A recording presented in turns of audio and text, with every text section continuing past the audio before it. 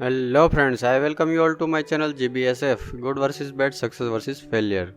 तो फ्रेंड्स, आज हम बात करेंगे दशकों पुराने अयोध्या राम मंदिर केस के फैसले के बारे में।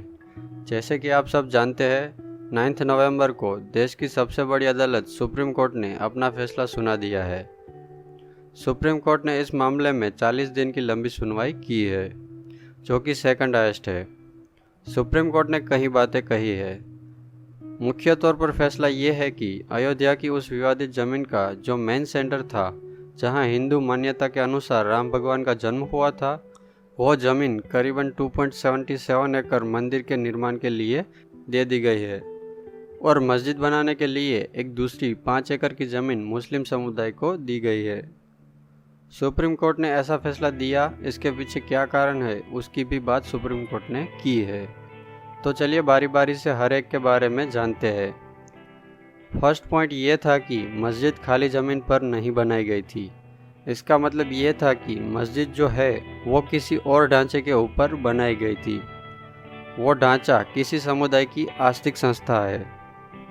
वो ढांचा किस समुदाय को बिलोंग करता है ये पता नहीं लगाया जा सका है, पर यह ज़रूर पक्का है कि वो ढांचा मुस्लिम समुदाय को बिलोंग नहीं करता है।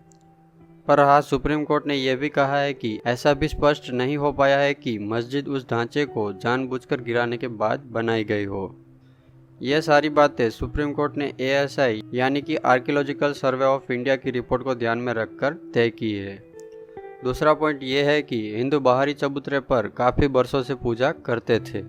सुप्रीम कोर्ट ने कहा है कि हिंदू को मुख्य ज़मीन पर जाने से रोका गया तो वो बाहरी ज़मीन के चबूतरे पर वर्षों से पूजा करते थे, और इससे पता चलता है कि हिंदुओं का मुख्य ज़मीन के बाहरी ज़मीन पर वर्षों से कब्जा था।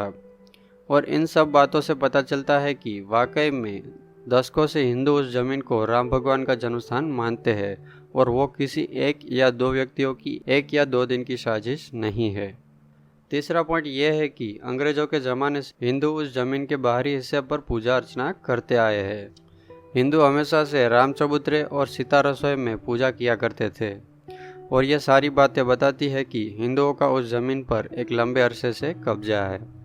चौथा पॉइंट यह है कि सदियों पुरानी बाबरी मस्जिद को गिराना एक गैरकानूनी काम था। किसी भी धार्मिक स्थल को इस तरह से गिराना गैरकानूनी होने के साथ साथ लोगों की भावनाओं को भी ठेस पहुंचाता है।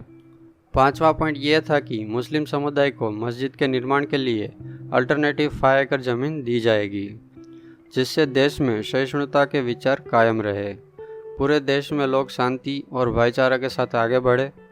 मस्जिद निर्माण के लिए अलग से ज़मीन देने में आर्टिकल 142 भी अपनी भूमिका निभाता है। जिस पक्ष के साथ फैसला नहीं जाता उनको अलग से ज़मीन दी जाएगी। चौथा पॉइंट ये है कि केंद्र सरकार अगले 3 से 4 महीने के अंदर अंदर एक ट्रस्ट का गठन करे, जो आगे चलकर मंदिर निर्माण के सारे काम देखेगा। मंदिर निर्माण का काम जमीन के किसी भी दावेदार को नहीं दिया जा रहा है, वो काम केंद्र सरकार द्वारा निर्मित ट्रस्ट को सौंपा जाएगा। निर्मोही अखाड़े पक्ष की ये मांग थी कि वो ज़मीन उन्हें दी जाए जिस पर वो मंदिर बनाएंगे अपने तरीके से, पर सुप्रीम कोर्ट ने यह अर्जी खारिज कर दी है। सुप्रीम कोर्ट ने अपने फैसले में ये ज़रूर कहा है कि केंद्र सरकार मंदिर निर्माण करने वाले ट्रस्ट में हो सके तो निर्मोही अखाड़े के प्रतिनिधि को भी शामिल करे। तो फ्रेंड्स, ये था अयोध्या के विवादित जमीन पर सुप्रीम कोर्ट का फैसला। Please like, share and subscribe our YouTube channel for more videos. Thank you.